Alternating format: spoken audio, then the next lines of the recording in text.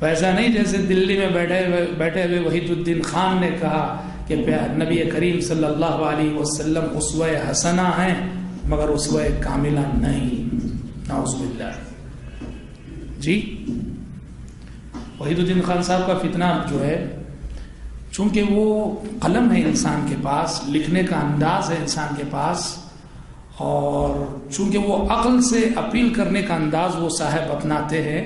اس لیے ہمارا new generation خصوصاً جو کالجوں میں جو طبقہ زیر تعلیم ہے وہ بری طرح ان کے لٹریچر کے زد میں آ رہا ہے،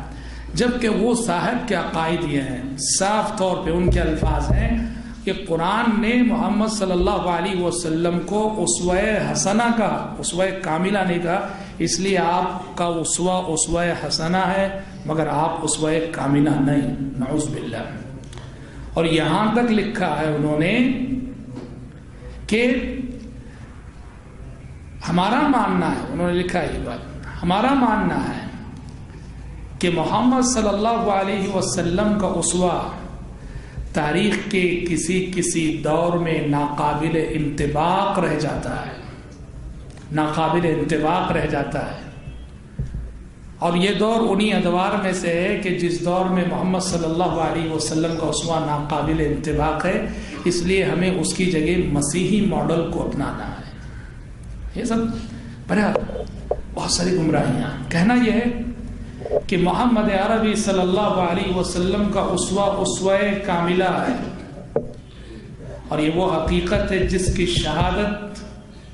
ایک مسلمان جو اپنے آپ کو عالم کہتا وہ ایسی بات کر رہا ہے کہ آپ اسوہ کاملہ نہیں، اور ایک غیر مسلم جسے ہم کافر کہتے ہیں، جسے ہم مشرک کہتے ہیں، مائیکل ہارٹ نے تاریخ کی 100 عظیم شخصیتوں کا انتخاب کر کے کتاب لکھی The 100، جس میں اس نے آدم علیہ السلام سے آج تک آئے ہوئے انسانوں میں سے 100 ایسی عظیم شخصیتوں کا انتخاب کیا، سلیکشن کیا، جو مائیکل ہارٹ کے نقطۂ نظر سے انسانی تاریخ کی سب سے عظیم شخصیتیں ہیں۔ اس کتاب کے اندر مائیکل ہارٹ نے نہ صرف ہمارے نبی محمد صلی اللہ علیہ وسلم کا تذکرہ کیا، بلکہ اس نے پہلے نمبر پہ ہمارے پیغمبر کو رکھ کے کہا میری نظر میں انسانی تاریخ میں آپ سے عظیم اور آپ سے کامل کوئی انسان نہیں۔ ایک غیر مسلم یہ شہادت دے اور ایک مسلمان جو اپنے آپ کو عالم اور علامہ فہامہ کہتا ہے اور وہ ایسی باتیں کہے، کتنے افسوس کی بات ہے۔ اور اس امت کو کیا ہو گیا ہے، اس امت کے نوجوانوں کو کیا ہو گیا ہے کہ ایسے عقائد اور ایسے گمراہ کن افکار اور نظریات رکھنے والوں کے پیچھے دوڑے چلی جاتی ہے۔ تو بنیادی بات اتباع سنت کی جب ہم بات کر رہے ہیں تو آپ صلی اللہ علیہ وسلم کا اسوہ کاملہ ہے۔ ایک یہودی نے ازراہ استہزاء مذاق کرتے ہوئے کہا سلمان فارسی رضی اللہ عنہ سے، کہا کہ سلمان تمہارے نبی نے تو حد کر دی، قد علمکم نبیکم کل شیء حتی الخراء، تمہارے نبی نے تو حد کر دی، ہر چیز سکھائی، حتیٰ کہ بول و براز اور پیشاب پاخانہ کرنے کا طریقہ بھی نہیں چھوڑا، وہ بھی سکھا دیا تم کو۔ وہ مذاق کرنا چاہ رہا تھا، طنز کرنا چاہ رہا تھا۔ حضرت سلمان فارسی رضی اللہ عنہ نے فخر سے کہا کہ اجل، کہا کہ بالکل ہمارے نبی نے ہمیں منع کیا ہے کہ استنجا کرتے ہوئے دانے ہاتھ سے استنجا نہ کریں، قبلہ رو ہو کے نہ بیٹھیں، قبلے کی طرف پیٹ نہ کریں، پتھر استعمال کریں تو 3 سے کم پہ اکتفا نہ کریں۔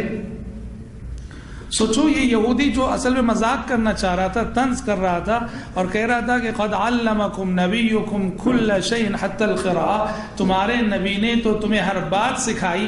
حقیقت میں وہ قدرت اس کی زبان سے بہت بڑی حقیقت کا اعتراف کروا رہی تھی۔ وہ مذاق کر رہا تھا، طنز کر رہا تھا، اور رب العالمین ایک دشمن اسلام کی زبانی ایک حقیقت کا اعتراف کروا رہا تھا۔ اور حق کی پہچان یہ ہے کہ والحق ما شہدت بہ الاعداء، حق کی پہچان یہ ہے کہ جیسے دشمن بھی ماننے پہ مجبور ہو وہی حق ہے، وہی حق ہے۔ تو آپ صلی اللہ علیہ وسلم کا اسوہ کاملہ ہے، اور آپ جو شریعت جو اسوہ دے گئے اس کے سلسلے میں خود آپ کا فرمان ہے ترکتکم علی المحجۃ البیضاء لیلها کنہارها، کہا کہ میں تمہیں ایک ایسی روشن شریعت پہ چھوڑ کے جا رہا ہوں، ایک ایسے روشن راستے پہ چھوڑ کے جا رہا ہوں، ایسے روشن طریقے پہ چھوڑ کے جا رہا ہوں جس کی رات بھی دن کی مانند جو ہے روشن ہے۔